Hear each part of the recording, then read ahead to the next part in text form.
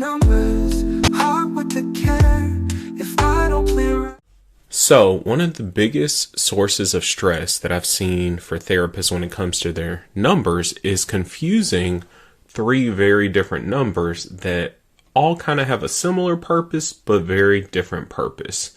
And when these are mixed together, money can often feel chaotic, even if your practice is doing well.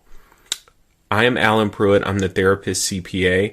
And this channel is for therapists in private practice who want fewer tax surprises, but more clarity around their money without any overwhelm or shame. Welcome to day 5 of our 30 days to financial clarity for therapists. So let me break this down for you one more time. 3 different numbers that are all very important for you to know if you are running a private practice. We need to be looking at revenue. We need to be looking at your pay. And we need to be looking at profit. All 3 are interconnected, but all 3 have very different meanings in what they do and how you can create a very sustainable and great practice. So let me break this down. So revenue is the top line, the total amount of money that your practice brings in from the very, very top.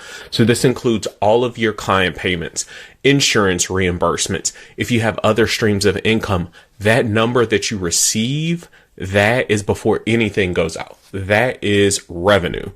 Pay, the second item, is what you take home for owning such an amazing practice. This might be owner's draws. This could very well be a salary or wages if you're someone who is a S Corp, something that we can get into later. So there are different ways to do it, but pay is going to be your second option here, your second number that you get paid out of that revenue. And so many therapists, the thing that I've seen that messes up quite a few therapists is they look at revenue and they think that that's what they often get to take home. But no, revenue has a job. That's why revenue, if you think about it from top bottom, revenue needs to cover everything in your practice and then more, because revenue is always the most important. So it needs to cover your business expenses, it needs to cover quarterly taxes, it needs to cover what you're paying yourself, and then what is left over, that is what we call profit. That's what we like. So these numbers aren't clearly separated.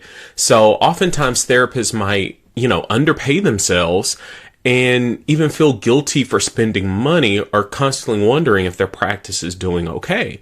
Well, that is where financial clarity comes in, understanding that each one of these 3 serves a different role and a different purpose. So here's something I want to clearly say, especially in a profession of amazing people who like to help people, right? Increasing revenue is not about greed. It is about sustainability. If your practice doesn't generate enough revenue to support you, then guess what? You will burn out. And as you guys know all too well, therapist burnout is a very real thing. And you obviously can't do good work or help your clients if you're constantly exhausted, stressed, worrying about money, anxious, all these different kind of things, right? So I heard a very wise therapist once say something that stuck with me. She told me that you guys tell your clients that, think of it this way, when you're getting on a plane and you have the little safety brief, that whole deal, what do they tell you? In case of an emergency, what's going to come down? The oxygen mask will come down. What's the first thing you have to do? Before you do anything else, you have to put on your own mask. You have to, before you help others, because if you are unconscious and can't help yourself, you obviously can't help others. In the financial aspect, think of that oxygen mask as revenue. And that's what we want to make sure that we are implementing well into our practice. And you know what this also means? Because I come across this so many times with my therapist, is that charge those no-show fees.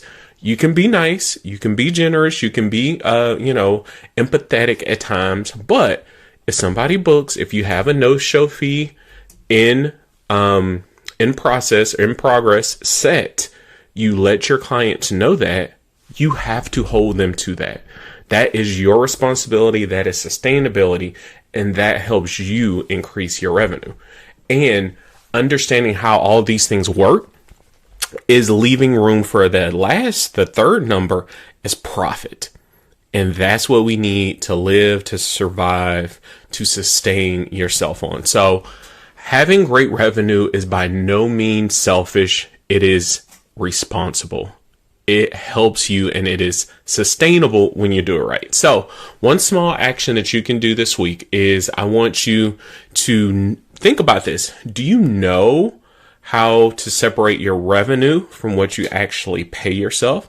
Do you know how much is coming in per week? Do you know how much is coming in per month? And then out of that number that's coming in, do you know how much you pay yourself? And so if those numbers feel a little bit, blended, murky, unclear, that's common. It's very fixable, and that's quite okay because that's why we're here. So over the next few days, we want to keep building on this concept so that your practice can support you and not drain it. Support your client, support your life, and support everything that you do because you are amazing and you help so many other people. So we want to make sure that we are helping you.